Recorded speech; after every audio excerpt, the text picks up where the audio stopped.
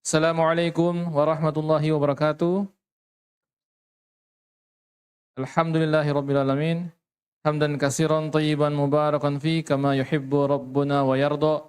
Wassalatu wassalamu ala Rasulillah wa ala alihi wa ashabihi wa man tabi'ahum bi ihsan ila yaumiddin. Amma ba'd. Alhamdulillah, subuh menjelang pagi ini kita berkumpul di dalam suasana baru di Koriru Jalan Gajah Mada.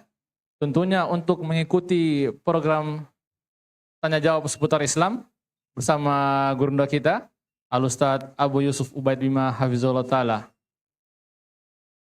Seperti biasa, kepada para ihwa yang ingin bertanya, bisa melakukan pertanyaan secara langsung atau bisa melalui online di akun YouTube kita di Al-Hikmah Palu dan juga di Facebook. Sama juga namanya Al-Hikmah Palu. Pertanyaannya bisa diajukan melalui kolom komentar. Untuk itu saya ucapkan kepada para ihwa, ahlan wa sahlan wa marhaban minkum, telah datang untuk duduk dalam majelis ini guna memberikan pertanyaan-pertanyaan terbaik kepada gurunda kita. Insya Allah juga tanya jawab ini akan berakhir pada pukul 7. Karena pada hari ini gurunda kita ada agenda lain, jadi sebelumnya sampai pada pukul 8, hari ini hanya sampai pada pukul 7 pagi. Baiklah, untuk mempersingkat waktu kepada para pendengar atau para ihwa yang telah hadir di sini bisa melakukan atau memberikan pertanyaan secara langsung. Kepada para ihwa, ya, silakan. Kalau tidak ada, saya langsung saja ke pertanyaan online. Ada? Ya, ada.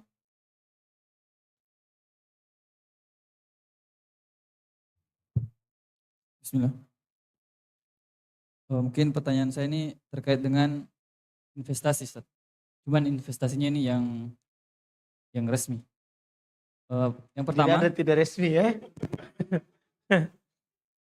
investasi yang pertama, Ustaz, ini terkait dengan investasi berupa uang.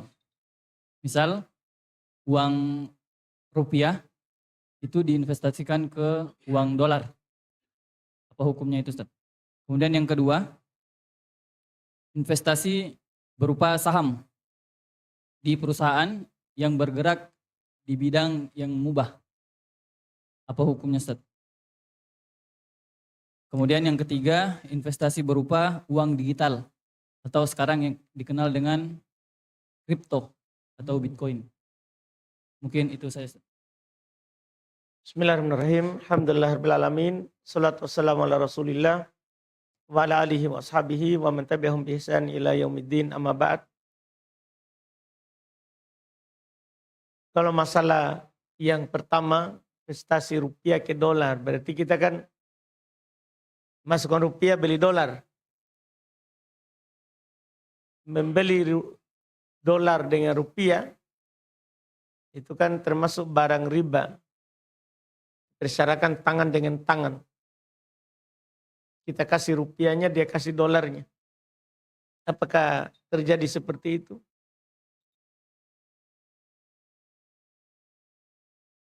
Apakah antum kasih rupiahnya, dia kasih dolarnya? Maksudnya, Ustaz, tukar uang, Ustaz?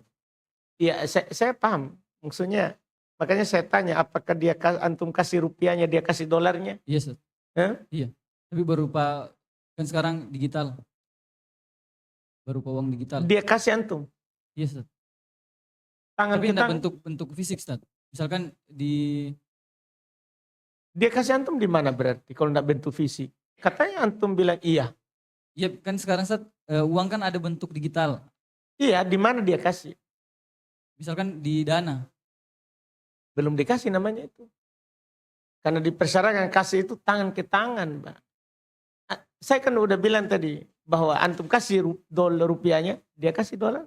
Berarti kalau itu belum dikasih, itu berarti uang di HP. Berarti kalau di money changer boleh, Ustaz? Kan kalau di money changer. Iya, kan ya otomatis. Makanya antum pahami dulu pernyataan saya. Rupiah dengan dolar sama dengan rupiah dengan emas. dia tidak riba kalau tangan ke tangan. Ya antum tidak perlu lagi sebutkan contohnya di money changer, di mana. Pokoknya itu syaratnya. Ketika antum kasih rupiahnya, oh ya ini dolar tak? Ya sudah tidak riba. Kapan dia tidak kasih? Riba. Riba. Itu untuk yang dolar. Rupiah dengan dolar. Ya kalau dia tidak kasih dolarnya, riba. Iya. Antum ada pun dikirimkan ke HP antum bukan uang itu dikirim. Itu kan nilai. Dipersyaratkan. Pokoknya tidak ada dibilang. Pokoknya dolar dengan rupiah, emas dengan rupiah. Idza kana yadan biyadin. Jika tangan ke tangan. Tangan ke tangan bukan HP ke HP. Tangan ke tangan. Nah, itu syaratnya. Itu adalah syarat. Untuk yang kedua, iya, kita berbicara bilang investasi di perkara yang mubah, tidak boleh umum begitu orang bertanya dalam masalah investasi, harus dirinci. Dalam masalah mubah itu apa? Iya, karena terkait dengan syarat. Apakah dalam masalah mubah itu memang bisa dikuasai? Memang ada barangnya? Jangan sampai bilang masalah yang mubah nanti kita. Iya, masalah apa itu? Banyak sekali.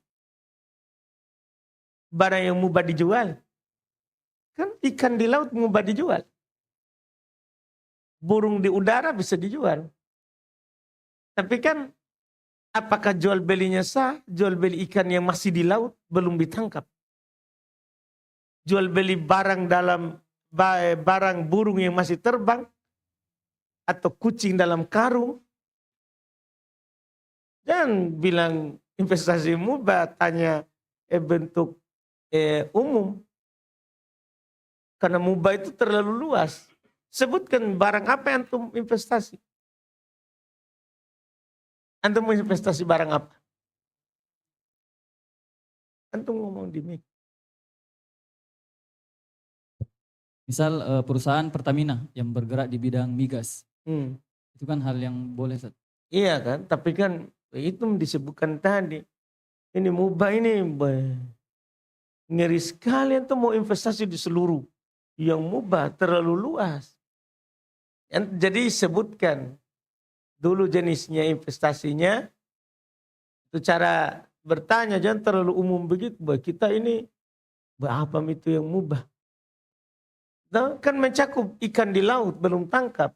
Burung di udara, barang mubah juga itu. Iya. Nah kalau antum sebutkan begitu, tergantung akad. Gimana akad investasi? Karena kan harus, itu perlu saya baca dulu syarat dan ketentuannya. Antum bawakan, bilang Ustadz ini, saya mau investasi ini syarat dan ketentuannya. Jadi pertanyaannya itu sudah salah kalau dibilang kasih umum yang mubah tidak disebutkan apanya. Investasi di gerak apa. Kemudian antum juga hanya bertanya investasinya. Harusnya bilang syaratnya begini, akadnya begini. Itu dirinci semua saudara. Jangan sampai perkara yang antum bilang juga mubah, tapi gara-gara kan ada itu hal mubah, jadi tidak mubah karena syarat. Jadi tidak mubah karena syaratnya. Misal jual beli kredit mubah. Tapi karena ada syaratnya jadi tidak mubah. Syarat-syarat yang melanggar kan begitu.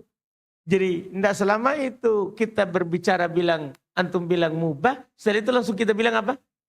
Mubah juga jawabannya. Tidak bisa karena ada perkara yang mubah. Di dalamnya terdapat syarat yang melanggar, ya kita tidak bisa bilang mubah. Kita tidak bisa bilang katakan mubah. Ya karena itu tadi. Syarat itu mempengaruhi akad dari kerjasama, dari jual beli. Karena Nabi SAW katakan al-muslim ala syurutihim. Illa syarton ahalla haraman au haram halalan. Seorang muslim itu ada di atas syarat. Kecuali syarat yang menghalalkan yang haram atau mengharamkan yang halal. Berarti ada orang kadang syarat menghalalkan yang haram atau haram yang halal. Jadi butuh dikaji syaratnya antum apa. Jadi harus antum bawakan itu akadnya. Kalau antum mau tanya tentang itu. Karena nanti kita jawab boleh, ternyata ini tidak boleh. Kita jawab juga tidak boleh, ternyata ini kan hal yang boleh. Nah begitu. Jadi jangan antum biasakan diri, tanya kerjasama, terus tidak ada perincian. Jadi jangan sampai, oh ini kan perkara mubah, pasti jawabannya juga mubah kalau saya bertanya mubah. Sebagai orang begitu kan dia bawa ustadz kepada hal yang membuat nanti ustadz yang bilang, jadi nanti antum tinggal bilang, ustadz bilang mubah, padahal pertanyaan antum yang membuat itu menjadi mubah. Karena kita tidak jujur menjelaskan, menerangkan. Sekarang masalahnya sekarang, apa syaratnya?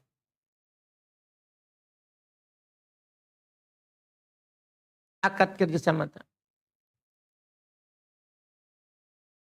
Ya antum tidak tahu kan, antum tidak investasi, baru bertanya. Kan begitu tuh, saya sudah cium baunya, antum ini bertanya tapi tidak lakukan. Bukan hal yang antum lakukan. Nah, karena kenapa? Kita harus dulu mau lakukan itu, masuk, baru bertanya, supaya kenapa saya bilang begitu? Supaya kita dapat itu rincian syarat. Dikirimlah oleh pihak yang dia mau bekerja sama dengan kita. Gitu saudara. Sekarang kalau saya tanya balik antum, apa syaratnya di situ antum masuk? Ya kita tidak tahu karena sebenarnya kita tidak masuk. Dah.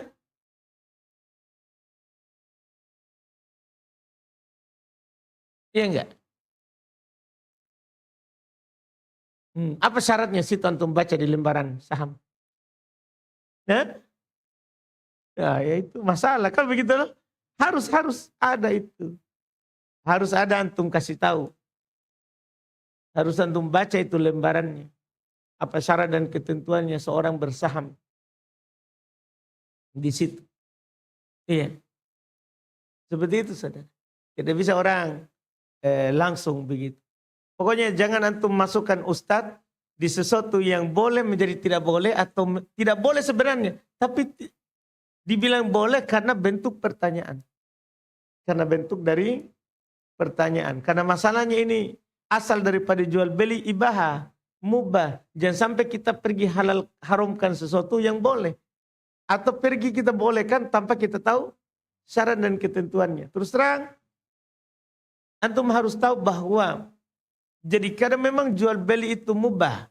Tapi menjadi tidak boleh karena ada syarat dan ketentuan yang berlaku misalnya. Seperti tadi Anda contohkan. Jual beli cicil kan boleh. Tapi kadang ada syarat yang membuatnya tidak boleh. Menggade. Kita tahu gade itu kan boleh. Nabi menggade juga barangnya. Belum gadekan baju besinya. Boleh. Tapi kenapa kita ketika ditanya tentang sebuah pegadaian dan ditanya rinci misalnya. Syarat dan ketentuan ini kita bilang tidak boleh. Padahal asal gade itu adalah boleh. Kenapa itu? Syarat. Syarat. Iya. Bahkan menikah saja kalau antum bertanya apa hukum saya menikah. Ya kita akan bilang boleh. Tapi syaratnya kalau saya akad dengan dia dengan niat saya tinggalkan. Tidak boleh.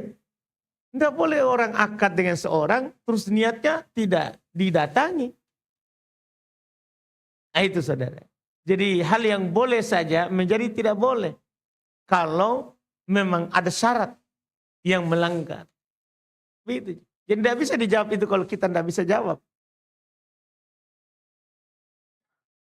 Terus tadi yang terakhir investasi Bitcoin mata uang itu saudara sama dengan pertama gitu.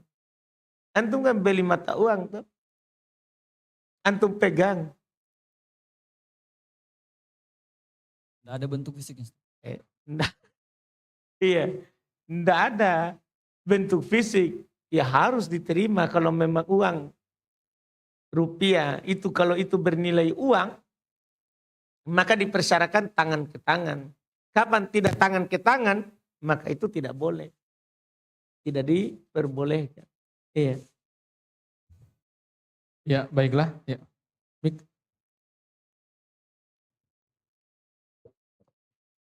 Ustaz, bolehkah Pak uang hasil dari riba jadi warisan Ustaz, seperti orang tua kita dulu kan ambil rumah melalui bank terus lunas. Terus itu bolehkah dijadikan warisan Ustaz? Boleh dong, kenapa? Itu kan punya bapak. Punyanya orang tua kita. Cuma cara mendapatkan dia yang salah waktu itu. Boleh jadi warisan semuanya. Apa yang ditinggalkan oleh bapak itu jadi warisan.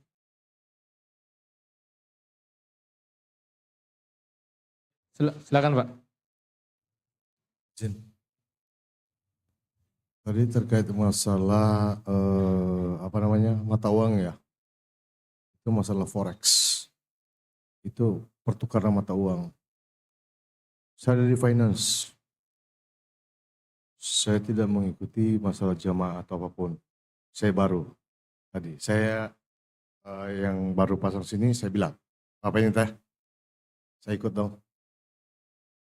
Coba pertanyaan saya begini, kalau dikatakan forex itu adalah haram, saya minta dalilnya itu di mana haramnya. Terus tadi pertanyaan Bapak ini menyangkut, kita terkaitkan aja gitu. Kalau toh misalnya hasil riba ya Pak, boleh enggak kita dapatkan? Kalau misalnya dia sudah salah di atas, apakah memang itu dibenarkan di bawah? Baik, Pak. Kalau tadi memang saya tidak sebutkan dalil. Sebenarnya saya sebutkan dalil itu tadi, Pak.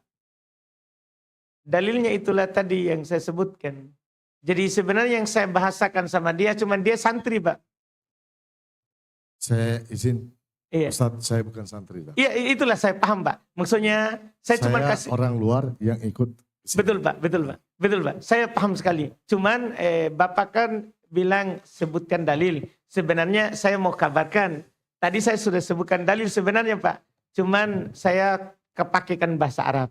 Tapi sekarang saya sebutkan ulang dalilnya. Dalilnya itu, Pak, hadits riwayat Imam Al-Bukhari dan Imam Muslim. Nabi SAW sebutkan terkait dengan masalah pertukaran uang. Iya, dulu Pak mata uang itu kan emas sama perak. Iya, makanya Nabi bilang waktu itu, ad-dahab bid-dahab wal fiddah bil fiddah. Kalau kita tukar emas dengan emas, uang emas dengan emas, uang perak dengan perak. Iya, itu Nabi bilang adalah sawaan bisawain, yadan biyadin. Kita ketentuan syariatnya adalah harus sama nilainya.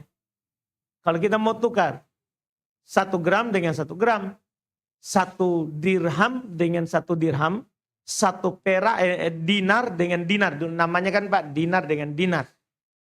Kalau mau tukar, itu syarat pertama, sama-sama 1 dinar. Dia kasih 1 dinar, kita kasih 1 dinar, terserah. Apakah 1 dinar itu pecahan? Yang penting 1 dinar. Iya dan biyadin. Jadi 2 syaratnya Pak. Kalau Nabi sudah tentukan 2 syarat kalau sama. Sama. Kalau sama mata uangnya dipersyaratkan 2 syarat. Sama nilainya dan tangan ke tangan. Ini saya mau, misalkan kadang kita dari besar ke kecil. Atau dari kecil ke besar. Saya mau tukar ini.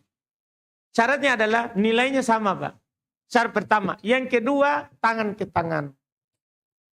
Tangan ke tangan.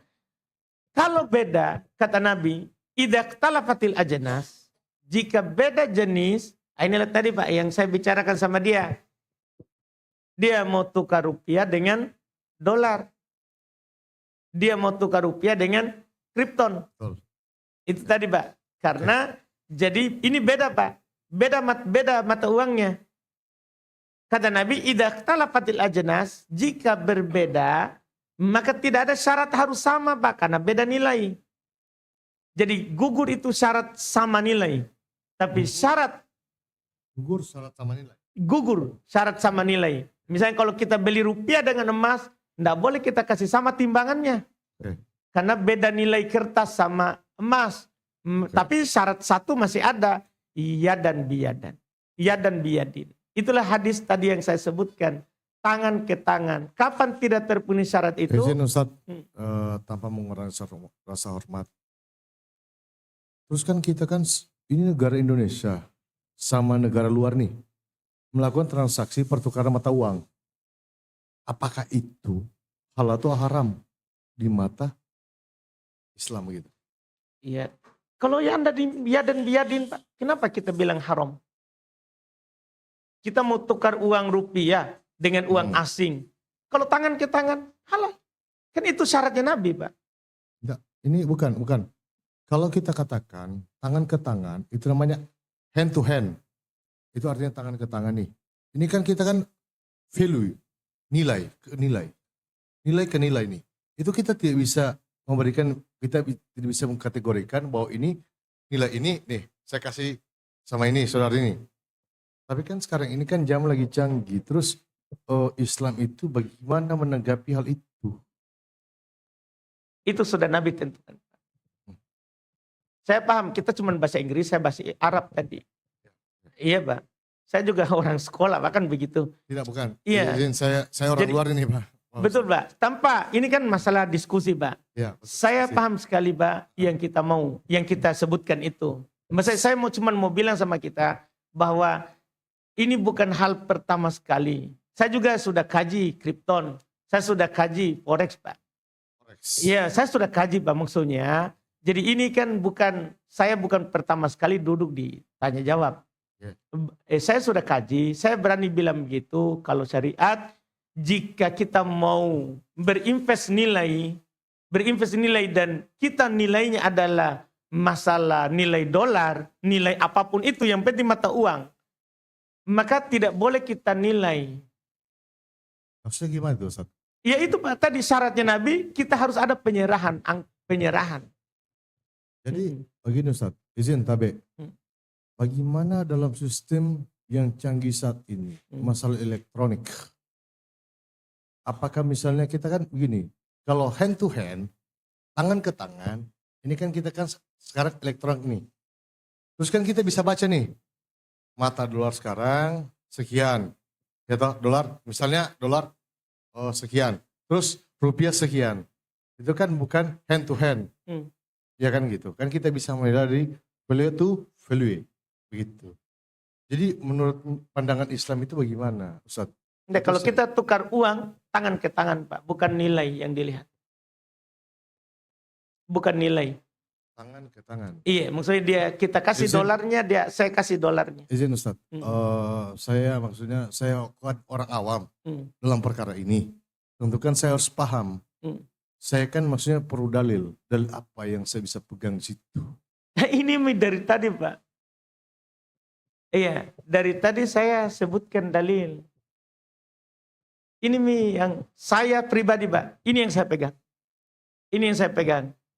Bahwa namanya kalau beda jenis, saya harus tangan ke tangan. Inilah Nabi bilang, Pak. Saya dari tadi itu sebut dalil, tapi saya juga kurang. Ustadz, izin tabe. Kalau kita katakan memang Nabi yang menyatakan itu berdasarkan apa? Hadis atau dalam Al-Quran? Itu saya tidak paham itu ya. Baik, Pak. Berarti jadi saya butuh penjelasan itu, Ustadz. baik, Pak. Jadi itu, Pak, kitab Ustadz. Kalau Quran bilangnya Allah berfirman. Kalau Nabi berkata, hadis itu, Pak. Terus saya bilang tadi Bukhari Muslim. Jadi sengaja saya bilang karena Bapak bilang tadi bilang masih awam. Saya itu, Pak, kalau lihat orang, kita itu sebutkan Bukhari Muslim karena sebenarnya semua kaum muslimin sepakat. Hadis Bukhari dan Muslim itu dia paling sahih setelah Quran. Makanya saya sebutkan tadi kalau saya bilang Nabi berkata itu maksudnya hadis, Pak. Izin Ustaz, maksudnya ulang dulu Ustaz. Tadi itu paling sahih dari apa? Setelah Quran. Setelah Quran. Iya. Apa yang menyatakan bahwa hadis itu sahih dari setelah Al-Quran begitu? Saya harus paham itu Ustaz. Maksudnya supaya kalau saya ditanya sama rekan saya bisa tahu. Makanya saya tertarik ikut di sini gitu. Baik. Itu maksudnya izin Ustaz ya. iya, enggak ada masalah, Pak. Itu maksudnya Jadi penulisnya itu Pak, dia menukilnya dengan sanad. Terus setelah diteliti, dia tidak masukkan hadis di situ kecuali dengan sanad yang bersambung sampai Nabi. Sampai Nabi. Sehingga kaum muslimin itu dari seluruh madhab bersepakat bahwa hadis Bukhari Muslim ini memang hadis yang disaring, hanya memasukkan hadis yang sahih. Itu Pak. Yang bersambung sanadnya sampai ke Nabi. Terus terkait pertanyaan saya tadi Ustaz, kaitannya dengan hadis itu apa Ustaz? Izin. Mengatur itu Pak, mengatur transaksi. Kan asalnya transaksi. Karena begini Ustaz, saya itu juga tahu masalah forex. Dalam forex itu ada berapa yang diperjualbelikan di forex itu. Ada namanya kripto, ada namanya forex, ya toh, ada namanya gold, emas. Harga emas sekarang kita bisa pantau nih. Kan gitu. Jadi kan saya maksudnya kalau misalnya Ustadz tadi bilang kita harusnya hand to hand, tangan ke tangan nih. Terus dalam ilmu teknologi yang canggih saat ini, pandangan Islam itu seperti apa? Gitu Ustadz. Izin, tapi Ustadz. Sampai hari kiamat itu Pak, secanggih apapun teknologi, pandang Islam itu kan tetap sama Pak. Yang mubah ya mubah. Izin Ustadz. Saya mohon izin, saya tidak paham mubah atau apapun istilah Iya, itu. Saya mubah. mohon izin dijelaskan itu masalah mubah ataupun haram ataupun mohon dijelaskan dengan saya karena saya orang awam masalah itu. Masya Allah. Iya, saya ikuti ini karena saya ingin mengetahui itu. Baik. Saya bukan menguji tapi saya ingin mengetahui masalah itu. Baik Pak. Baik Pak, saya Izin, paham Ustaz. ini Pak. Agak susah Pak. Saya sebenarnya tapi enggak masalah. Enggak ada pertanyaan. Enggak ada pertanyaan lain. Karena izin Ustadz ya, Ustadz saya izin. Saya itu diajar sama keluarga saya terkait masalah ilmu tasawuf. Saya tidak pelajari masalah ilmu syariat itu. Hmm. Makanya saya harus pelajari itu ilmu syariat. Baik. Karena Jadi kan- saya diajarkan itu terkait masalah itu, ilmu itu. Baik Pak, baik. Izin Ustadz, cuma saya maunya, saya mau pelajari itu. Saya bukan menguji, tapi saya memang betul-betul mau tahu. Mubah itu apa? Toh yang diharamkan itu dalam transaksi pertukaran mata uang itu seperti apa? Apa dalilnya? Apa dasar hukumnya? Dasar hukumnya bukan dasar hukum secara syariat itu. Gitu Ustadz. Jadi maksudnya kita kan begini Ustadz. Kita itu kan harusnya kan kalau di saat kita bertanya, maksudnya kita kan jelas apa pertanyaan kita itu sehingga pertanyaan itu berkualitas. Izin Ustaz, kalau toh misalnya pertanyaan kita tidak berkualitas, ya pasti kita dibantah. Jadi saya harus bertanya itu terkait itu. Jadi saya bertanya itu kalau misalnya transaksi apa namanya pertukaran mata uang yang tadi saudaraku yang sampaikan. Saya kan orang awam ini, Ustaz. Saya orang awam terkait masalah syariat itu. Saya tidak terlalu pelajari masalah hukum fikih yang saya lewati itu. Tapi kan maksudnya saya tahu dalilnya seperti apa sehingga maksudnya saya bisa memberikan teman-teman saya itu banyak main forex. Jadi saya maksudnya saya sampaikan, dalilnya seperti ini loh. Gitu. Izin, tapi Ustaz. Baik Pak. Jadi kita kalau dalil kan saya sudah bilang tadi Pak. Kalau dalil saya sudah sampaikan, mohon maaf Pak, karena terus terang kalau kita misalnya minta lagi Quran, maksudnya Quran itu kan menetapkan intinya umum. Ahalallahul bai'a wa harrama riba. Setelah itu dirincilah dalam hadits Nabi. Yang riba itu yang bagaimana tadi arti ayatnya Pak. Di surah Al-Baqarah itu Allah halalkan jual beli dan haramkan yang namanya riba. Terus di hadits Nabi riba itu sudah ditentukan. Bukan dalam semua barang. Bukan dalam semua jual beli. Riba itu sudah ditentukan barang-barangnya. Dalilnya itu yang ditentukan itu itulah tadi yang saya sebutkan dari tadi. Yang saya bilang hadits Bukhari Muslim. Cuman kan Bapak pertanyaannya berkembang tentang masalah mubah lagi, apa itu mubah? Ya izin, saya kan tidak paham itu. Saya paham Pak, saya paham. Kita Jadi saya maksudnya perlu paham itu. iya Pak, cuman masalahnya Bapak enggak pernah diam juga. Jadi Bapak tidak pernah kasih saya kesempatan. Jadi saya Iya, kadang saya mau ngomong dipotong lagi. jadi Pak begini Pak, biarkan dulu Ustadz menjelaskan. Iya. Iya, nanti. Karena saya Hmm. terus terang baru mau ngomong. Sebenarnya saya cuma mau sebutkan mubah. Setelah itu dipotong lagi apa itu mubah. Bapak lagi yang panjang lebar. Jadi saya hanya duduk lagi diam. Nanti Ustadz Iya, jelaskan dulu. baru. kan begitu Pak. Toh. Iya. Satu persatu Pak. Toh. Karena kan kita sekarang pertanyaan tak bersambung jadinya. Akhirnya jadi kita tidak bisa fokuskan ke memahamkan. Tadi Bapak tanya dalil. Saya sudah sebutkan dalil. Setelah itu ada Bapak tanya dalil ini Quran atau hadis. Jadi saya lagi sebutkan lagi. Kalau Quran adalah Allah bilang. Allah ngomong. Allah yang berkata. Biasanya kalau kita di Indonesia ini bilangnya Allah berfirman. Itu orang biasanya itu sudah tahu kalau itu Quran. Kalau saya bilang tadi, terus saya bilang kan Nabi bersabda, itu sudah hadits. Itu sudah hadits. Jadi saya jelaskan itu tadi. Setelah itu saya tidak sengaja menyinggung ucapan mubah. Nah, Bapak tanya lagi, apa itu mubah? Tapi panjang lebar Bapak lagi ngomong. Jadi saya tidak ada kesempatan ngomong. Selalu dipotong. Jadi belum pernah jelas. Karena selalu saya mau jelaskan, dipotong. Makanya saya diam saja. Iya. Jadi kalau kita memang mau tahu perkara arti mubah, ya mubah itu Pak, pengertian secara syar'inya. Maksudnya kalau dalam Islam, dia ma la yata'allaqu bihi. Kan ini kita bilang mau tahu ya. Mubah itu artinya ma la yata'allaqu bihi amrun wala nahyun lidati. Mubah itu tidak ada perintah, tidak ada larangan dari syariat. Quran tidak memerintah Allah, Nabi tidak memerintah, Quran tidak melarang, Nabi tidak melarang pada zatnya. Itu dibilang mubah. Ya, misalnya beli motor. Kita tidak dilarang beli motor. Terus tidak ada perintah beli motor. Ya, mubah kita beli motor. Itu pengertian mubah. Tidak ada kaitannya dengan perintah. Tidak ada perintah di Quran. Tidak ada larangan di Quran. Tidak ada perintah dari hadits Nabi. Tidak ada larangan dari hadits Nabi. Itu pengertian mubah. Kalau pengertian haram, karena Bapak juga bilang, apa itu haram? Haram itu adalah ma naha anhu syari ala sabilil ilzam.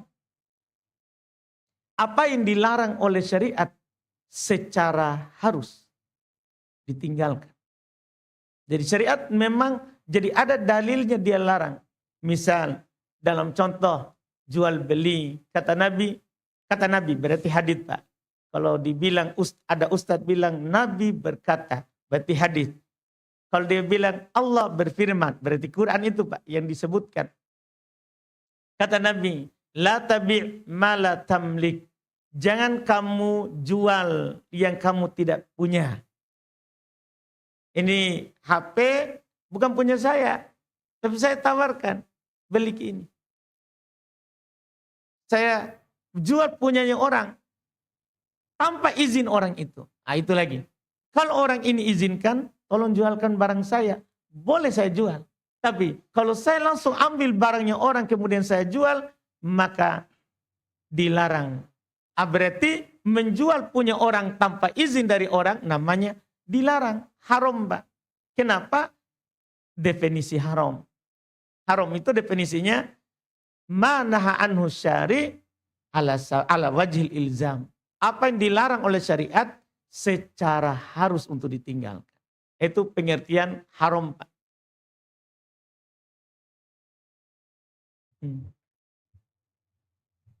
Ya, gimana Pak? Baiklah, nanti kalau misalnya masih menjelas bisa bertanya langsung. Atau sebenarnya ini kan ada pembahasan khusus Ustaz ya, muamalah ya. Ini agak panjang Pak. Jadi nanti ada kitab khusus dia bab muamalah. Iya, jadi ada. Iya, tentang akad jual beli haram, halal. Nanti ada kitab sendiri, Pak. Jadi berhubung ini pukul 7 selesai, saya akan lanjutkan ke pertanyaan berikutnya karena di sini sudah banyak pertanyaan yang mengantri. Baiklah, saya langsung ke pertanyaan online, Ustaz. Bismillah.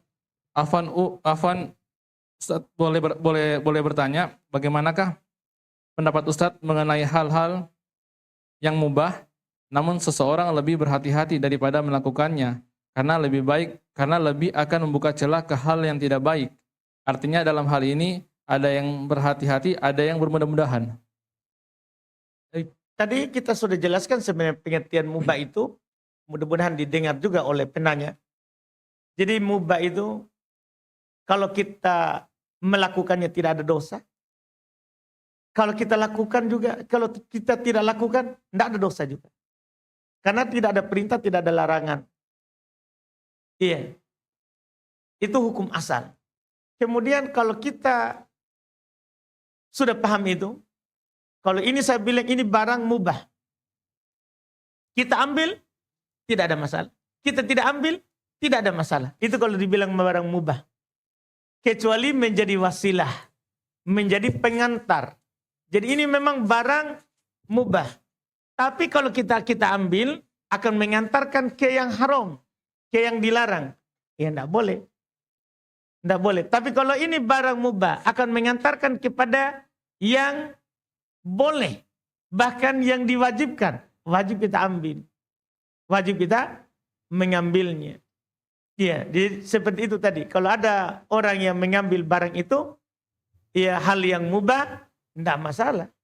Iya, tapi kalau menjadi pengantar ke sana, tidak boleh. Tidak bisa. Baiklah, yang bertanya langsung. Oke, saya lanjut lagi. Itu hal yang begitu, saudara. Kalau antum tidak lakukan, jangan dibuka di sini. Jangan biasakan buka. Karena akan membuka begitu. Itu tidak baik. Nah. Baiklah, saya ke pertanyaan berikutnya. Bismillah, mana yang lebih utama? Seorang wanita bersedekah untuk masjid atau membantu suaminya membayar hutang, Ustaz? Membantu suaminya bayar utang. Membantu suaminya bayar utang. Karena orang yang lebih utama kita bantu itu adalah orang dekat. Orang dekat. Iya. Walaupun tidak wajib baginya. Tidak wajib baginya, cuman membantu. Dan yang lebih dekat itu lebih utama. Lebih utama daripada yang jauh. Allah alam. Ya, selanjutnya saya lempar ke para ikhwah yang ingin bertanya langsung. Silakan. Ya. Pakai mic biar bisa dengar online.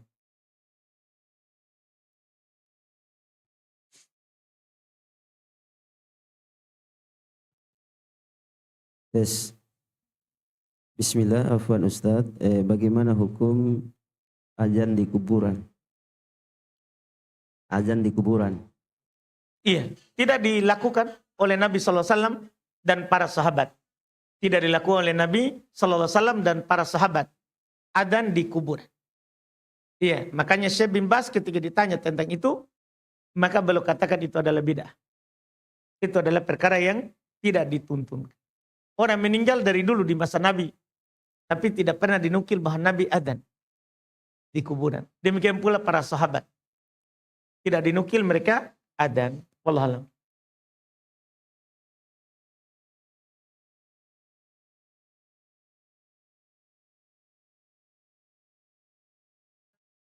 Bismillah.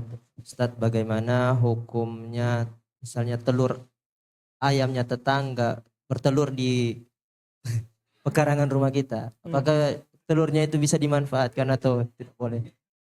Tanya tetangga. Masa kita tanya saya? Orang ayamnya tetangga. Kita pergi tanya saya. Kita tanya tetangga kita, gimana ini ada ayam tertelur di saya? Kalau dia bilang, oh saya ambil. Ya, ambil, jangan di situ. Begitu, tanyakan. Afwan Ustaz, jadi kalau misalnya kayak ada mangga kan, melewati pagar, jatuh di halaman Ustaz, Itu tadi tanah. Tanya-tanya lagi. Tanya kan maksudnya itu manggata toh? Iya, kalau kan ke sebelah nyebrang ke saya, kita tanya. Kalau dia bilang, oh iya punyaku itu, sudah potong paling karena nyebrang di tanah, potong. Kalau dia bilang iya yang nyebrang sebelah punya tam itu, alhamdulillah. Pokoknya intinya tanyakan, jangan sampai nanti kita langsung ambil, tiba-tiba berkurang, mana itu? Akhirnya kita dituduh mencuri. Makanya bicarakan, kalau ada orang bahkan dalam syariat, kalau kita mau sandarkan kayu di temboknya orang, tetangga, tanyakan boleh atau tidak. Iya, supaya menghindari perselisihan berikutnya. Allah alam. Ya, Bismillah, Assalamualaikum warahmatullahi wabarakatuh. Terkait akad jual beli Ustaz. Saya kemarin akad jual beli dengan seseorang yang saya belum kenal tapi cuma lewat chat dan telepon. Saya sudah akad, saya sudah bantu carikan alat apa semua. Terakhir dibilang begini. Iya Pak, tunggu. Kalau selesai saya kerjakan mobil ini di bengkel, saya akan bawa ke bengkelnya Bapak.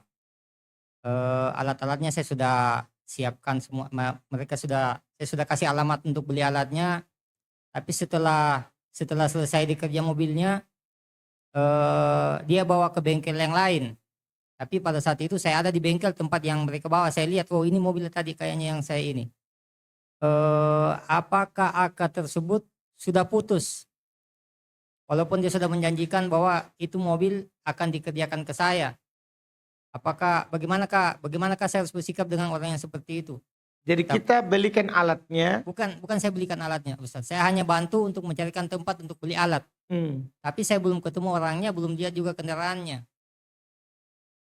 Jadi kita bilang bantu carikan tempat beli alat. Iya, Setelah itu dia dapat alat, dibawa ke bengkel yang lain, dikerja ke bengkel yang lain. ada akad nanti dia bawa ke kita. Akad apa Ustaz? Maksudnya dia akan bawa ke bengkel tak setelahnya. Ada Ustaz. Ada Ustaz. Akadnya dibilang di chattingan, iya Pak, kalau sudah selesai nanti mobilnya dikerja di bengkel ini, saya akan bawa ke bengkelnya Bapak. Setelah berapa lama saya follow kembali. Pak, bagaimana mobilnya Pak? Jadi dikerja.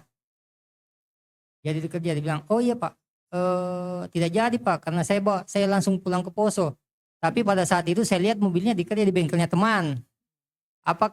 Bagaimanakah saya harus bersikap dengan customer yang kayak begitu Ustaz? Sabar saja.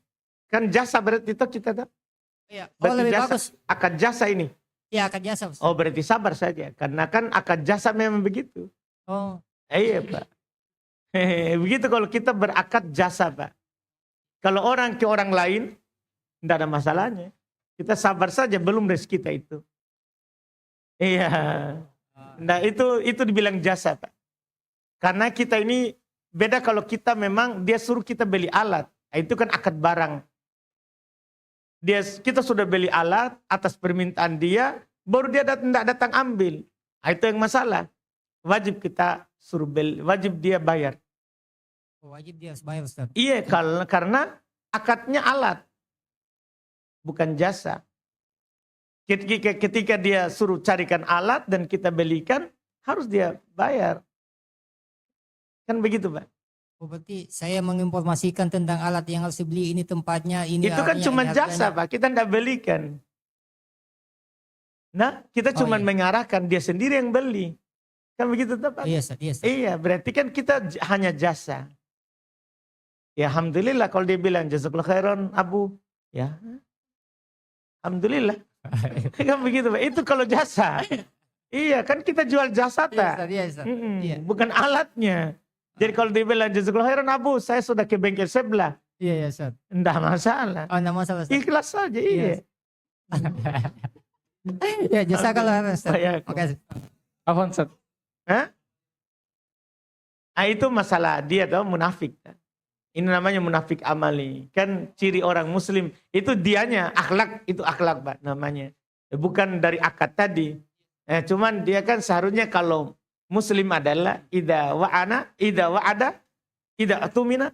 Iya, khona kalau munafik jika diberikan amanah, khona idza wa'ada kelapa. Kalau dia berjanji dia selisihi. Ah, itu dianya sendiri yang salah Pak. Dianya. Oh dianya Ustaz. orang yang tidak amanah. Masa dia sudah berjanji akan bawa ke bengkel kita, dia tidak bawa. Nah, berarti dianya yang salah, Pak. Tapi kitanya sendiri, kita kan jasa. Ya, cuman dianya. Suatu saat ya kalau dia lagi begitu, kita tidak boleh jatuh lagi. Kalau orang itu lagi. Begitu. Oh, Ustaz, mengenai jasa ini, saya kan juga bergerak di bidang jasa juga. Sama kita, terkonek. Jadi gini Ustaz, saya pernah beberapa kali ada user, dia HP-nya iPhone Ustaz. Dia ini bawa salah satu komponen penting dari HP tersebut, namanya CPU, Central Processing Unit, atau otaknya atau jantungnya. Jadi dia beli di online. Itu memang di online itu harganya taruhlah, kalau nggak salah itu pun saya nggak tahu asli atau apa, 100-an. Cuma kan untuk pengerjaannya ini, yang pertama untuk mengerjakan itu kita harus sekolah lagi Ustaz, belajar. Makanya dia bilang dia bawa itu, dia pikir murah. Kan itu pasarannya Ustaz, kalau salah iPhone 7 lalu itu. Pasarannya itu CPU itu sekitar 600 sampai 700. Nah harga komponennya itu kalau aslinya itu 300-an kalau nggak salah. Dia dapat 100-an. Jadi tetap 100 saya kasih sama harganya dengan Ustaz. Saya tambah jadi 600, jadi 700. Bagaimana hukumnya Ustaz? Apakah terlalu berlebihan saya minta tarif jasa? Karena saya Ustaz, pertama saya untuk mengerjakan itu saya harus belajar dan saya mengeluarkan biaya. Dan untuk menggunakan alat-alat itu juga, alat-alatku juga lumayan mahal. Tetap saya samakan walaupun dia bawa alat itu sendiri Ustaz. Apakah ini terlalu melampaui batas? Jadi kalau kita yang jual, begitu? Dia bawa alat sendiri Ustaz. Iya enggak, kalau kita jual alatnya jadinya 700. Misalnya kan barang kan 100.000 dia dapat di Shopee. Iya. Tetap saya kasih harga sama pasaran juga. Karena jasaku mahal walaupun barangnya dari dia. Begitu Ustaz. Berarti kita enggak kurangi harga barang. Iya, harga misalnya kan 100, jadi saya kasih tambah 600 jadi 700. Jadi sama Ustaz, sama. Iya. Iya, memang jasa tak sekian memang. Iya. Indah. Apa masalahnya? Itu maksudnya apakah saya terlalu banyak mengambil Tergantung pasaran toh. Iya, pasarnya begitu Ustaz. Iya, maksudnya berapa orang biasa pasang begitu? Enggak apa-apa kita tetap. Iya, maksudnya tidak. Ya masalah itu apanya tadi? Apa bedanya? Kita siapkan barang Iya, sama orang bawa barang. Iya. Kalau kita siapkan barangnya berapa? 700. Iya, sama. 700. Iya. Kalau dia bawa barang, kita kasih kena juga 700. Iya, cuma kan teman ini kan, padahal saya bawa barang, kenapa sama saja begitu? Iya, salah gitu. Seharusnya kan kita bedakan antara bawa barang sama jasa. Berarti salah mentongki. Iya. Enggak, masalah yang tidak. Tidak. Ini Bapak ini Betul. tidak kurangi. Tidak, saya kurang Ustaz. Jadi barang itu kan 100. Saya kasih saya tambah 600, tetap 700 juga Ustaz. Iya. Jadi maksudnya jangan kita tambah itu 100. Toh. Tidak. Kan dia bayar berapa? Dia bayar 600. Ya sudah 600 saja. Kenapa kita maksudnya, bilang 700? Totalnya jadi 700 tetap juga. Maksudnya total pengeluaran ini orang. Jangan menghitung pengeluaran orang. Oh. Itulah yang membuat bingung. Maksudnya Punya tas saja. Jangan menghitung. Kan kita tadi bilang dia bayar 700. Jadi kita kira itu sama saja.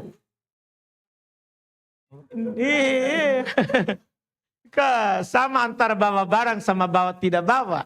Seharusnya kita bilang 600 ini Abu. Gak usah urus dia beli berapa. saya kasih tahu lagi. Tetap sama saja saya bilang, karena jasa ini mahal saya bilang. Enggak usah begitu. Oh, iya. Kita enggak usah bilang jasa ini mahal. Ditahu-tahu gitu. Bilang saja sekian. Itu rahasia perusahaan dikasih tahu. Ustaz, cuma kan kayak beban moral juga Ustaz, kayak teman.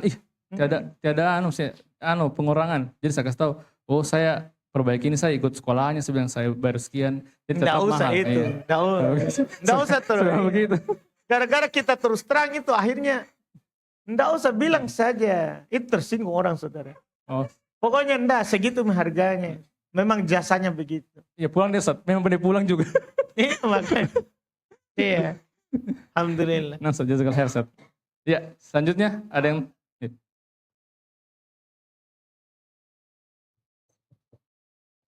Tapi bukankah tadi itu gharar Ustaz? Maksudnya kita memberikan jasa setelah kendaraannya setelah yang dikerjakan sudah selesai Ustaz. Maksudnya tidak ada akad jasa.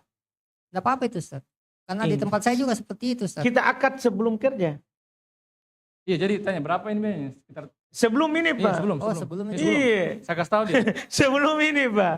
Oh. Belum dikerja. Makanya dia pulang. Iya. Sebelum dikerja. Sebelum akad dulu. Akad dulu. Oh, sebelum dikerja sudah Belum. dibilang memang 16.000 biayanya. Iya. Iya. Jadi ini kan saya bilang ini 600.000 Iya. kalau selesai.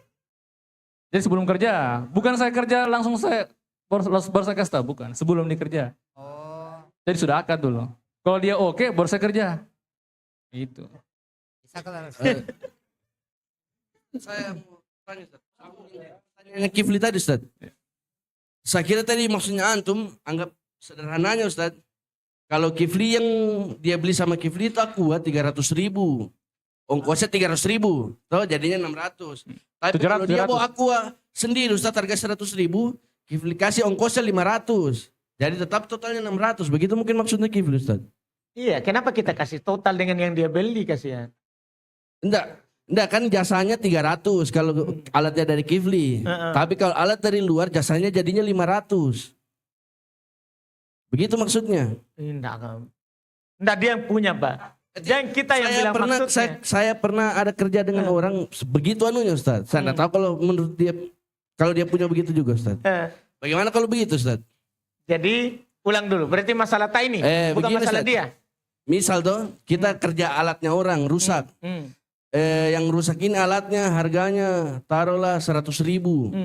Disampaikan ke orangnya ini harganya 250. 250 harganya. Memang ada harga 250 barang itu. Tapi kita belikan harganya bukan harga 250. Bohong.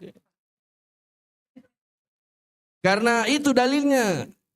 Jasa ini mahal. Beda jasa sama barang saudara. Bukan saya Ustaz. Iya. Saya pernah Iya makanya saya bedakan, pisahkan jasa. Jadi kasih tahu saja orang, ini ada alatnya harus dibeli 100. Dan kan nanti kan tinggal bilang ongkos kerjanya 5.000. Tinggal kasih tahu. Jangan pergi karena jasa itu mahal kita kasih naik barang. Nah akhirnya nanti orang tahu di barang itu beli di tempat lain murah. Akhirnya sudah. Kalau Ustaz ada harga khusus untuk teknisi kayak biasanya orang enggak masalah. Iya, itu kan dari teknis itu. Misalnya Bapak servis, Pak Kifli yang datang. Kifli ini kasih harga mahal karena banyak uangnya. Enggak masalah itu. Iya. Hah? Bisa, alhamdulillah.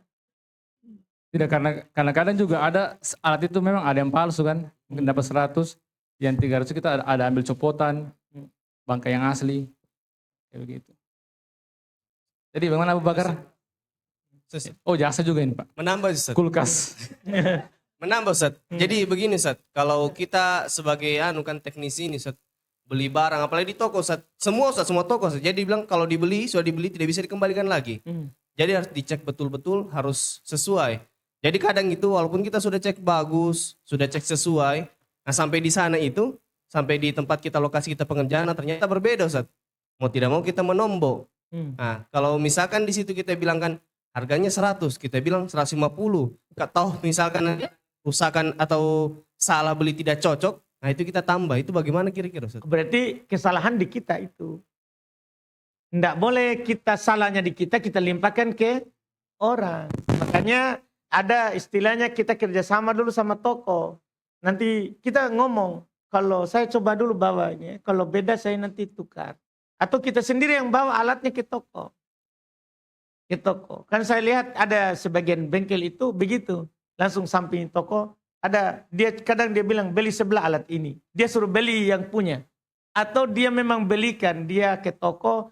Pas kalau enggak cocok. Di toko juga dia sudah akad. Kalau enggak sesuai dengan ini saya kembalikan. Jadi kita harus akad begitu. Supaya menjaga orang. Karena kalau kita sistem tak begitu nanti itu sistem sekali pelanggan. Nanti dia ndak iklankan lagi ke orang lain, jangan kok ke sana weh. Nah kena ki. Begitu, jangan. Iya, jelas kalau kita jujur saja bagus. Ya. Itu Yang ini juga Ustaz, sering kejadian Ustaz. Mungkin semua teknisi pernah melakukan, tapi pernah mendapati. Seperti begini Ustaz, dia bawa alat Ustaz. Kita disuruh kerjakan yang ini. Nah ini dia memprediksi sendiri kerusakannya ini. Mungkin dia lihat YouTube atau dia tanya-tanya, dia lihatlah di bawah. Terus kita perbaiki, kita pasang ya sudah sesuai dengan apa yang diminta sama konsumen. Setelah berselang berapa lama, berapa sebulan begitu, dibilang masih rusak lagi. Kita cek lagi, ternyata yang rusak bukan yang itu. Di tempat yang lain kita bilang, Pak, yang rusak bukan yang itu Pak. Saya kemarin jasa pasangnya, jasa kerjanya yang ini. Yang lain ini beda lagi, alatnya beda. Soalnya bukan yang itu. Tapi dia bilang, kemarin katanya garansi. Tapi saya bilang, iya garansi kerjanya Pak, tapi alatnya ini. Saya kira kemarin semuanya satu semuanya. Jadi kalau kita semuanya kerja Ustaz, kita sama seperti bayar semuanya juga. Misalkan ada lagi yang rusak lain, lagi rusak yang lain. Jadi dia minta semuanya digaransi Ustaz. Itu bagaimana Ustaz? salah. Dia salah itu tuh. Artinya kita harus adil dalam membeli, dalam menjual. Dia yang salah itu Pak. Makanya nanti itu sebenarnya kita kasih tahu saja Pak. Jadi kalau dia bilang ini rusaknya nih, dia mau servis yang itu. Kalau ada kerusakan lain kita kasih tahu memang Pak ternyata ada juga ininya. Kan di bengkel-bengkel besar itu begitu Pak. Saya misalnya servis mobil di bengkel. Dia biasa telepon, Pak ternyata ininya juga sudah kalah. Harus dia kasih tahu. Memang begitu seharusnya. Kita juga begitu. Biar bengkel kecil kasih tahu. Makanya biasakan ambil nomor teleponnya itu orang untuk menjaga itu tadi.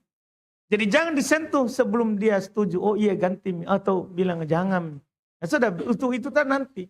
Itu namanya istilahnya kita dalam jual beli bahwa orang yang mengingkari nanti ketika dia ingkari itu, Pak bukan itu. Berarti kita ada bayinah, ada bukti tak?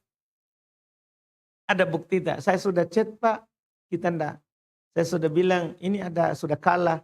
Jadi kita periksa memang Pak untuk menjaga hal yang seperti itu. Tapi kalau kita bertanya tentang hukum orang yang tadi itu, maka dia salah. Dia dolim terhadap kita kalau itu.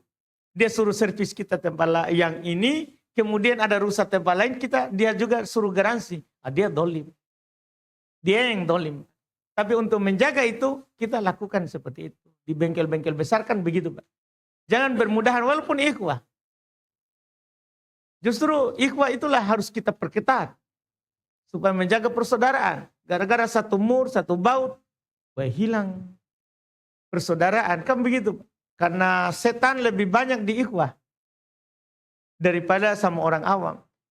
Karena orang awam bisa dimaafkan. Maaf dia. Ya kita maafkan juga.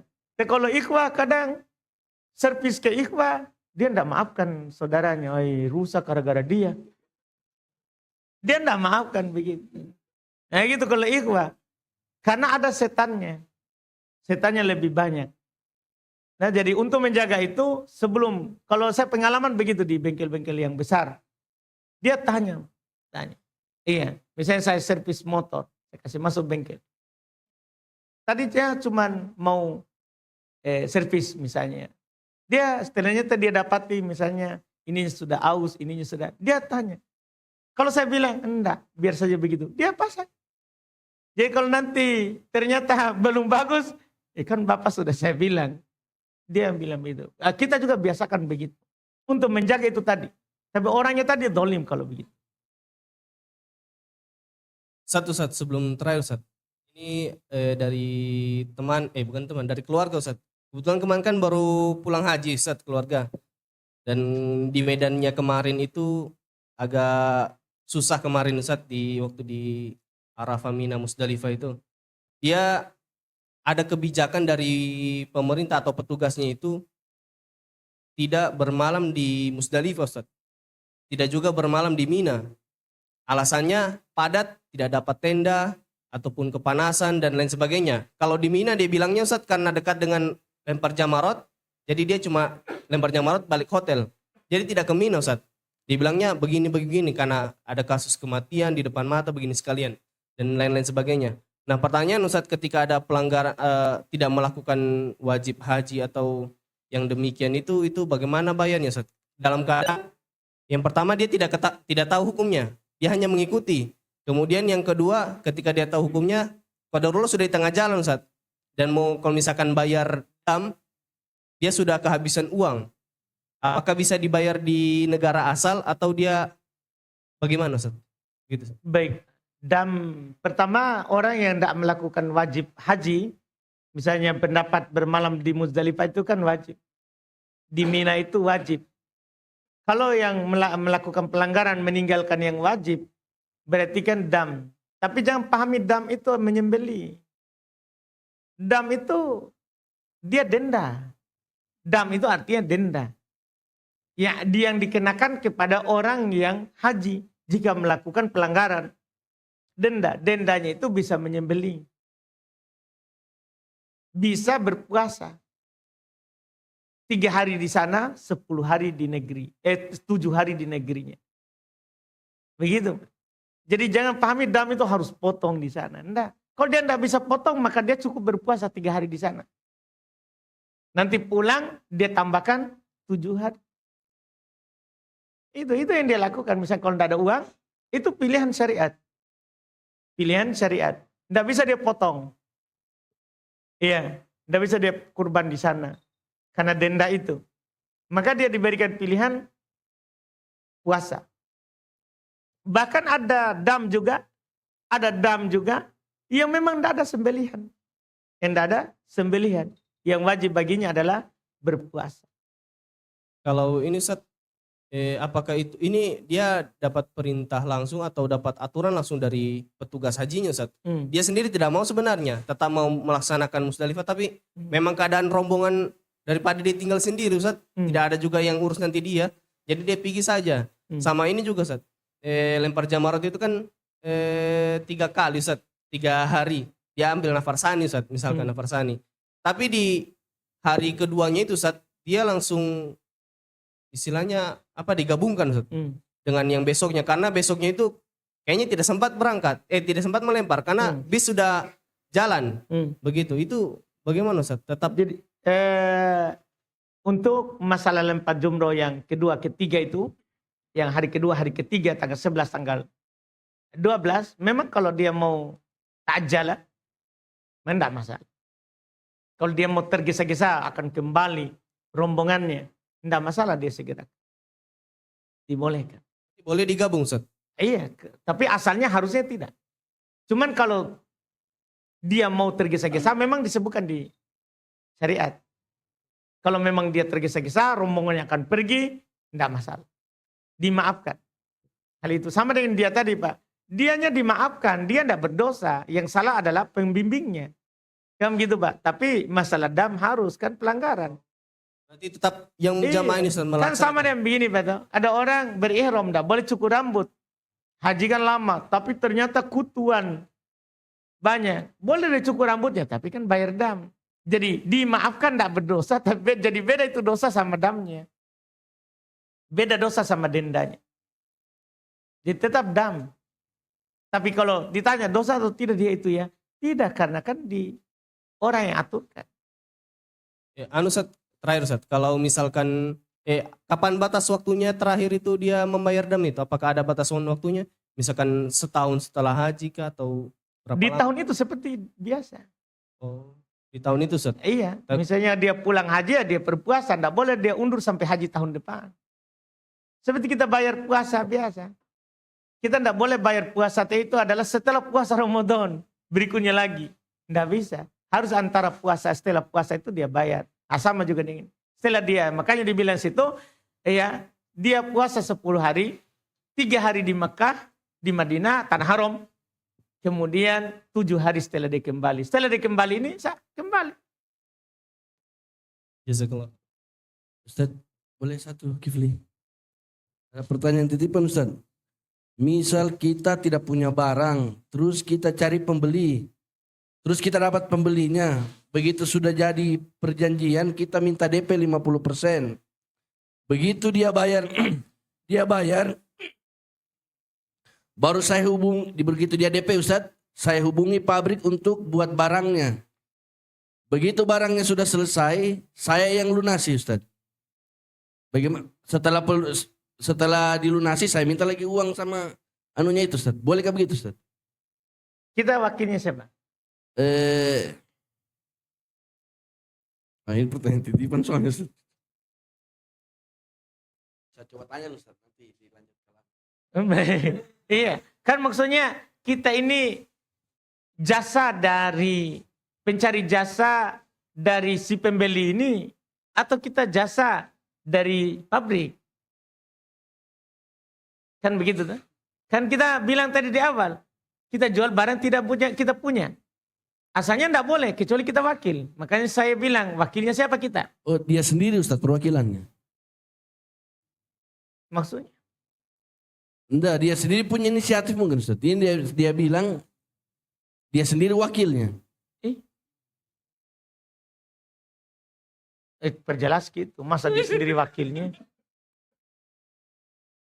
Bukan dia wakil kalau dia punya. Kalau dia sendiri yang bilang saya jual barang. Saya penjual barang itu. Tapi dia tidak punya. Tidak boleh orang jual barang dia tidak punya. Makanya saya bilang tadi, apakah dia wakil? Karena kalau wakil boleh. Dia tidak punya ini barang tapi dia jual. Boleh dia jual yang dia tidak punya. Nah, Pak Kifli misalnya wakil dari Pak Kifli. Sama ya. Iya. Iya, susah juga ini. Jadi wakil diri sendiri nih. Iya. Pak Kifli wakil dari Pak Kifli. Iya. Nah, jadi kita sudah akad sama dia. Kalau ada orang cari HP, saya kasih tahu kamu ya.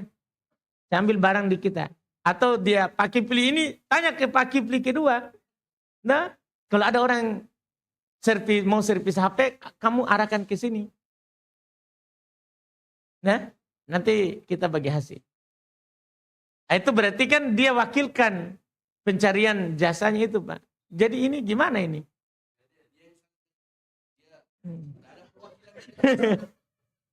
Ustaz, dia Ustaz. Dia ndak kayaknya Ustaz, ndak dia tahu kayaknya dia harus minta izin sama yang punya pabrik dulu Ustaz. Iya harus, atau dia minimal sebagai wakil dari pembeli. Oh iya. Dan dia jual jasa, maksudnya ada orang mencari barang, dia akan carikan.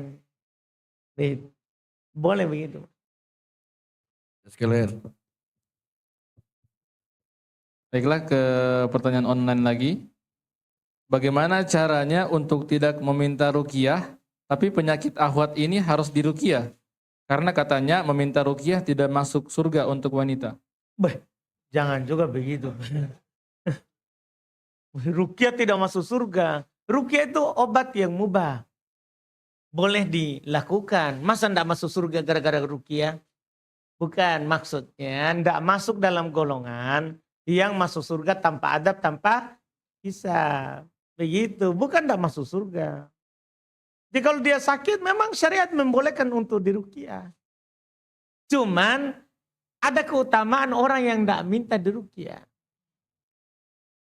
Lihat ketika Nabi datang seorang perempuan kepadanya. Ini menunjukkan terkait dengan perempuan. Boleh ke perempuan minta ruqyah? Ada seorang perempuan di masa Nabi minta, ya Rasulullah saya sakit begini. Tolong doakan saya. Maksudnya dia minta. Begitu. Dia minta kepada Nabi. Nabi tidak bilang, kalau kamu mau masuk surga tidak boleh kau minta. Nabi tidak ingkari itu. Karena memang boleh meruqyah. Boleh diruqyah. Kan itu memang obat yang syar'i. Obat yang syar'i. Cuman kalau kita bersabar, itu dia sekarang. Kalau kita bersabar, ya menahan sakit itu, maka itu tadi masuk surga tanpa adab, tanpa hisab. Keutamaan ini. Bukan tidak boleh diruqyah. Kalau memang dibutuhkan. Tanya Ustaz. Ustaz, tolong jelaskan apa hukum soal menyilangkan tangan dalam masjid Ustaz? Yang hadis yang dilarang menyilangkan tangan dalam masjid. Iya, jadi duduk begini ya. Iya, itu dibilang makruh. Kalau mayoritas makruh. Nah, makruh hukum. Artinya dibenci.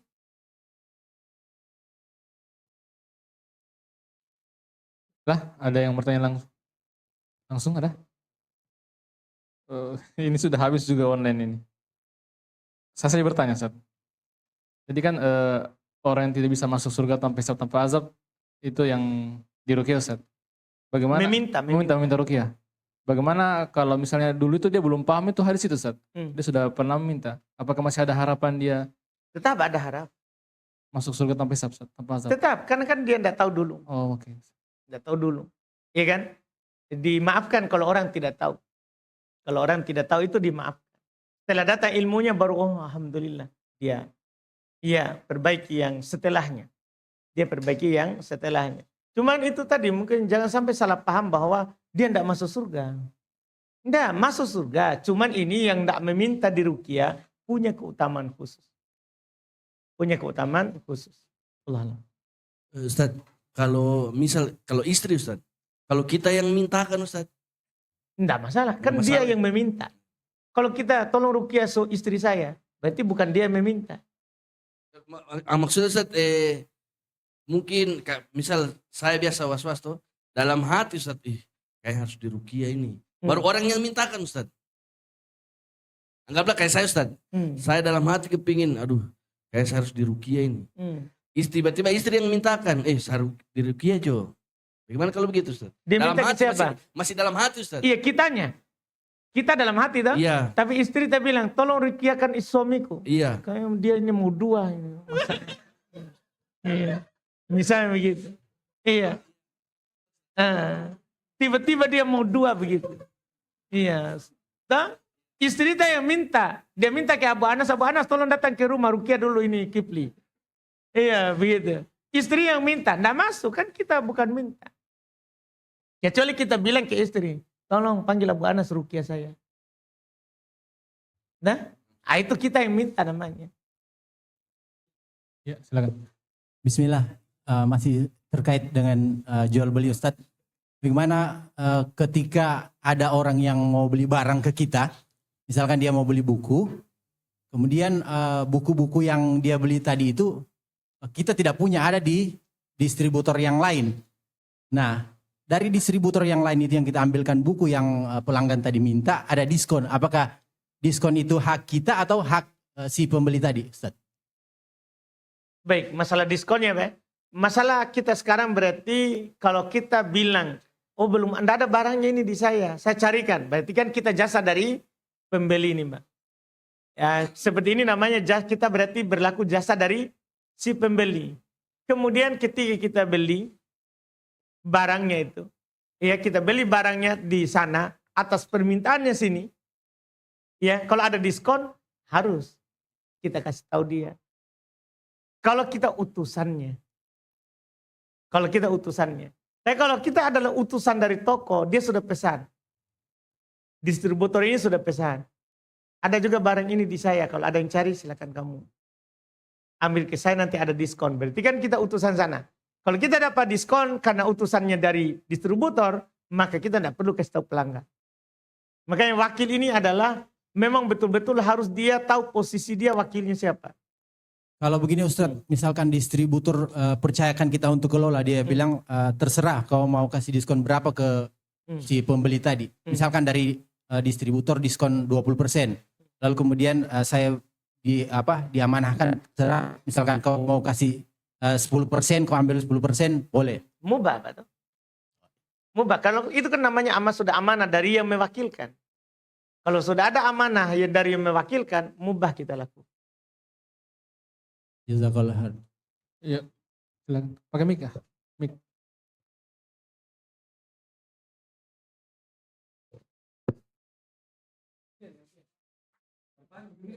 Ustadz, saya disuruh sama manajer bahas servis mobil Ustadz. Saya bawa sama temanku Ihwa. Jasanya 100.000. Pas saya bayar, Ihwa itu kasih saya 50.000 Ustadz.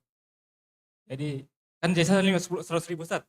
Sama dia, saya kasih 100.000 sama dia kasih lagi saya 50.000. Sudah, saya bawa.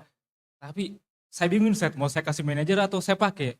Habis itu saya lewat di Koriru, saya berikan kopi Ustadz. Sampai sekarang ini Ustadz, saya bingung saya. Jadi Uangnya sudah habis Ustaz. iya. Sekarang kita disuruh servis mobil. Memang biayanya 100.000.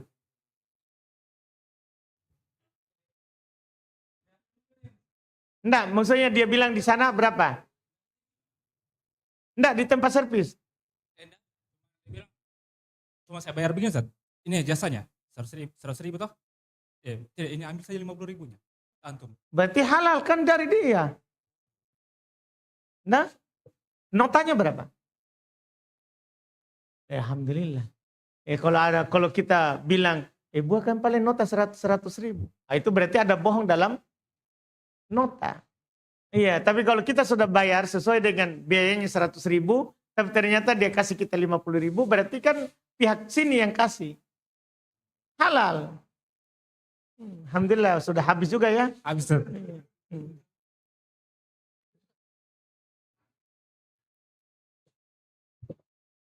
Ustaz, biasa kan di toko itu kan biasa kalau kita beli ke distributor kan biasa distributor umpama cat, kita beli satu lusin, kita dikasih juga baju satu lusin. Terus suruh dikasih ke pembeli nanti kalau beli. Itu hukumnya haknya pembeli atau hak dari yang terserah saya Ustaz, yang saya mau kasih apa tidak? Tergantung apakah ini memang harganya itu dia ini memang satu kaleng cat itu adalah satu baju, memang sudah paket, yang tidak boleh kita ambil haknya orang. Pakai cuma dia kasih bonus. Dia bilang tolong sampaikan kalau satu orang beli cat, tolong kasih satu. Ya itu amanah namanya saudara. Kita kasih tuh. Iya, kan itu lagi amanah. Amanahnya orang. Kan ada di belakang baju itu dia mau iklan. Kan nanti dia pakai sambil cat, dia maunya kan begitu. Makanya kalau amanah yang begitu kita kasih. Ada yang beli kita kasih. Iya. Panitia ini sudah jam 7. Hah? Terakhir ya? Satu saja. Ada 3 ini. Baru. Yang mana ini ya? Ustadz, apa hukumnya memotong jenggot? Apakah sahih hadis tentang memotong jenggot di bawah 1 genggam? Masya.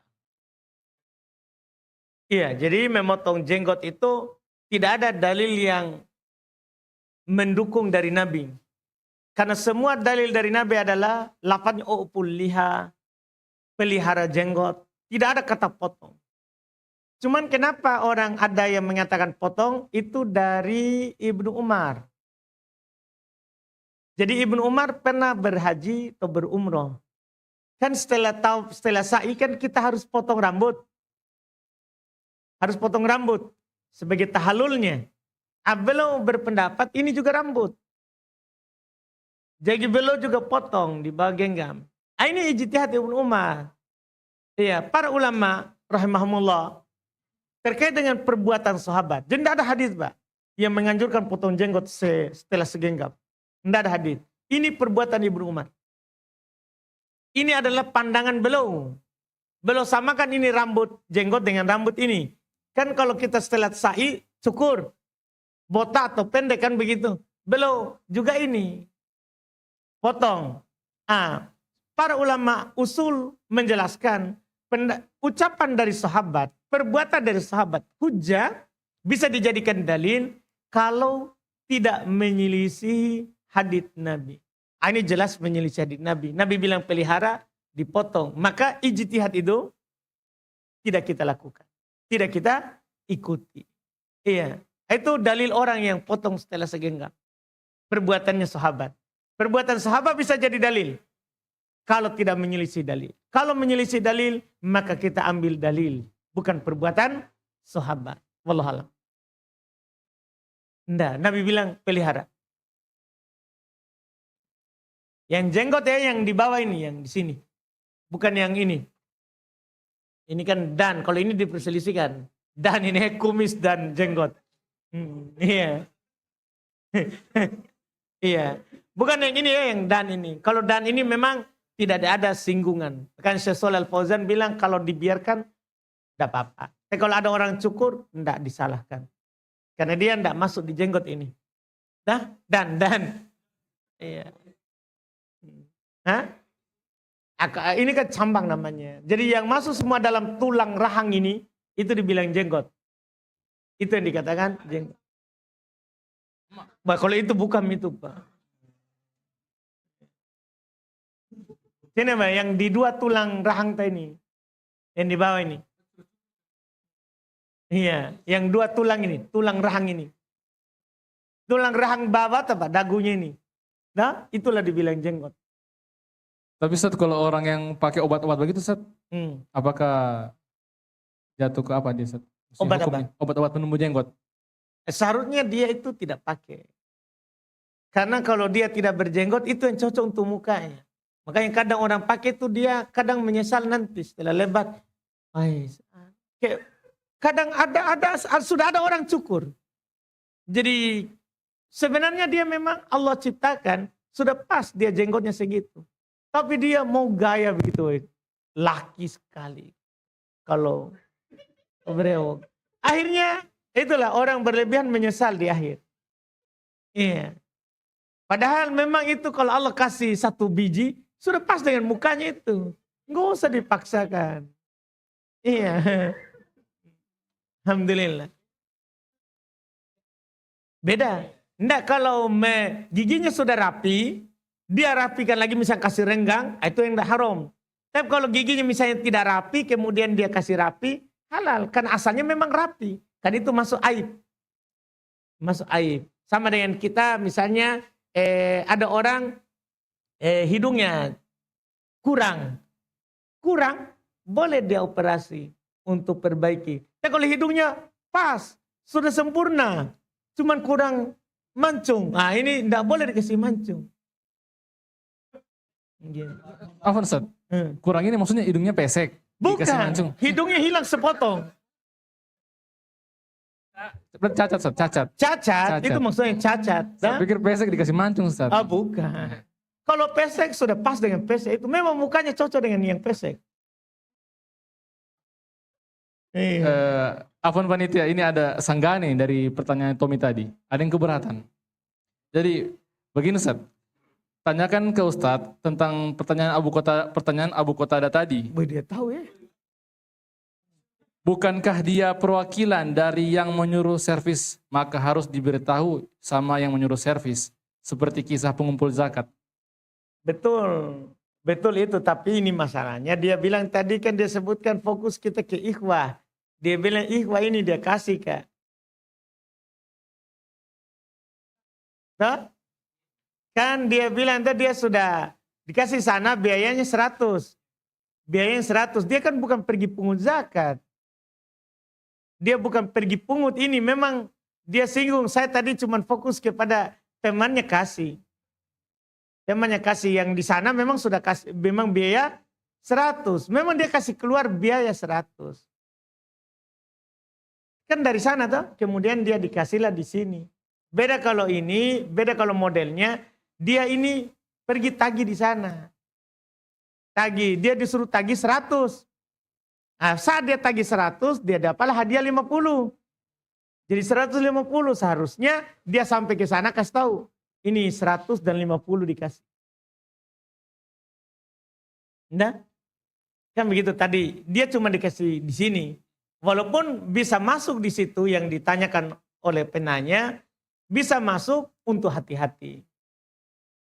Untuk hati-hati. Kan dia biayanya tadi itu sudah 100. Dia pergi bayar ini, bukan pergi kumpul.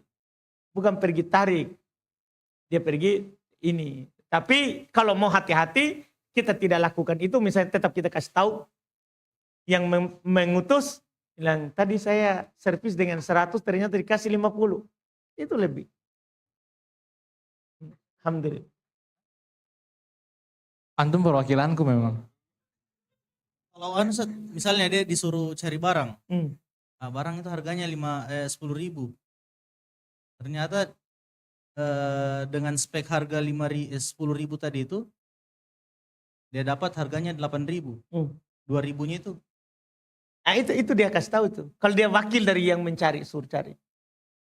Iya, jadi itu wakil. Intinya itu wakil. Nggak boleh dia kasih naik harga atau nggak boleh kasih turun. Kecuali adalah sudah ada info dari yang mewakilkan. Ya, misalnya tadi Bapak wakil dari distributor. Nggak boleh kita kasih naik turun sendiri. Kecuali sudah amanah. Kamu boleh kasih naik, boleh kasih turun. Nah, sama juga kita. Ketika disuruh cari barang 10.000, kita nggak boleh beli yang 8.000. Kecuali atas berita dari yang mengutus. Nah, ini ada saya dapat 8.000. Kan makanya itu wakil itu harus tetapkan jasa. Supaya ada naik, ada turun, kita enggak. Ini. Dia tetapkan jasanya. Oh boleh saya carikan Ki, tapi jasanya 5.000. Harus kita tetapkan jasa. Untuk itu tadi, biasanya itu orang akan mencari yang murah kalau enggak ditetapkan jasa. Nah, misalnya sih, apa toh kita dapat ini? Karena enggak ada uang jasa. Seharusnya harus ada uang jasa ditetapkan. Makanya alhamdulillah pemerintah kan tetapkan kan Pak, makelar. Berapa makelar dia tetapkan misalnya. Berapa persen dari jual kan itu. Itu pemerintah tetapkan. Kenapa memang itu hal yang dibolehkan. Jadi ada dulu uang jasa Pak. Ada dulu uang jasa. Modelnya harganya memang harga 10.000. Cuman karena mungkin diskon atau gimana, jadi harga 10.000 ini jadi 8.000. Iya, jadi dia harus tahu. 2.000-nya harus disampaikan. Harus dikasih tahu. Yang Ini saya dapat suruh harga. cari ya? Iya. Kan kita wakil toh. Itulah tadi. Kita kan, terus apa yang kita dapat? Kan jasa. Kita sudah ada uang jasa. Toh.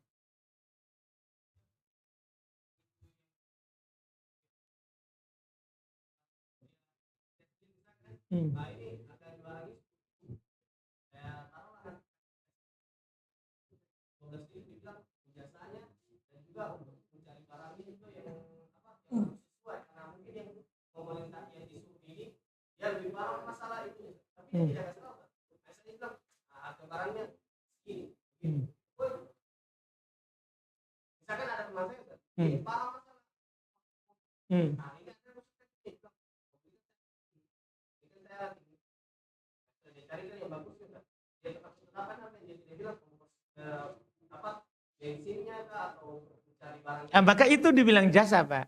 Jadi kita tidak masukkan semua itu di barang. Jadi kita kasih tahu barangnya sekian, dah jasanya sekian. Kita sudah ukur nih bensin ke sana sekian. Makanya itu jasa itu kita tetapkan memang.